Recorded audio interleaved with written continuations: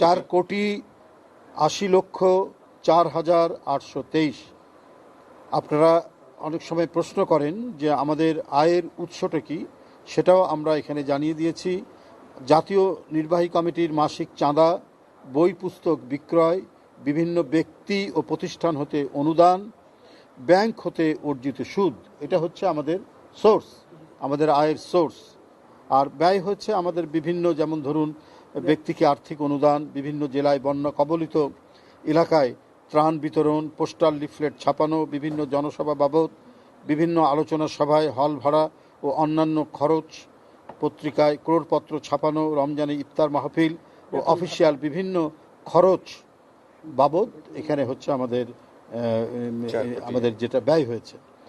তো এই মধ্যে আমাদের টোটাল আয়ের মধ্যে যে ব্যয় হয়েছে, এর মধ্যে আমাদের উদ্বৃত্ত রয়েছে 2024-এর পঞ্জিকা বছরের মোট উদ্বৃত্ত হচ্ছে 10,85,90,019 টাকা।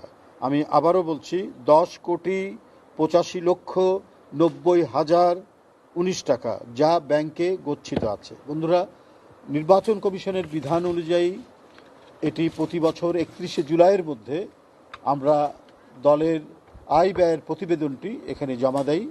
এটা বেশ কয়েক বছর ধরে যে প্রেসিডেন্সটি, যে নজিরটি স্থাপিত হয়েছে, তার কোনো ব্যত্যয় হয়নি। সেইভাবেই আমরা এটা দিয়ে আসছি। এবং এক্ষেত্রে আমরা আয় কিভাবে আমাদের হয়েছে, আমরা কোন কোন খাতে ব্যয় করেছি, সেগুলো আমাদের পুঙ্খানুপুঙ্খ রূপে সেটি যে নিরীক্ষা অডিট যে রিপোর্টটি, সেই রিপোর্টটির মধ্যে সেটা উল্লেখ আছে। তো সুতরাং আমরা আপনাদের কাছে মোট এই জিনিসটি এখানে উল্লেখ করলাম। এবং আমরা আশা করি যে গণতন্ত্রের পথে হাঁটার যে প্রক্রিয়া, সে প্রক্রিয়ায় আমরা এবারে নির্বাচন কমিশনে এসে বাংলাদেশ জাতীয়তাবাদী দল বিএনপি আমাদের অডিট রিপোর্টটি এখানে জমা দিয়েছে।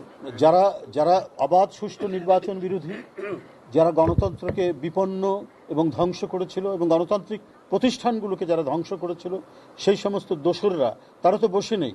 তারা তো নানাভাবে, নানা কায়দায়, নানা ধরনের চক্রান্ত ষড়যন্ত্রে তারা মেতে উঠেছে।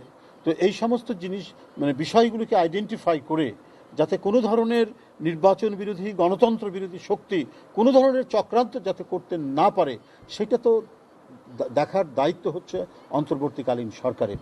তারা সেই কাজটি করবেন এবং এর মধ্যে যে সময় আছে, সেই সময়ের মধ্যে আইন শৃঙ্খলার পরিস্থিতির তারা উন্নতি ঘটাবেন। কারণ আমরা সবসময় বলেছি যে অন্তর্বর্তীকালীন যিনি সরকার, অর্থাৎ ডক্টর ইউনূস সাহেবের নেতৃত্বাধীন যে সরকার, সেই সরকারের প্রতি যারা গণতন্ত্রে অংশগ্রহণ করেছে, দীর্ঘ 16 বছর যারা নিপীড়ন নির্যাতনের শিকার হয়েছে, সমস্ত রাজনৈতিক দলগুলো তারা তাদেরকে সমর্থন জানিয়েছে, তাদের আস্থা রেখেছে। এখন সরকারের দায়িত্ব এই যে আস্থা তাদের প্রতি, সেই আস্থাটার তারা একটা সঠিক এবং ইতিবাচক তারা তাদের প্রদর্শন করবেন, তারা তাদের কাজ প্রদর্শন করবেন।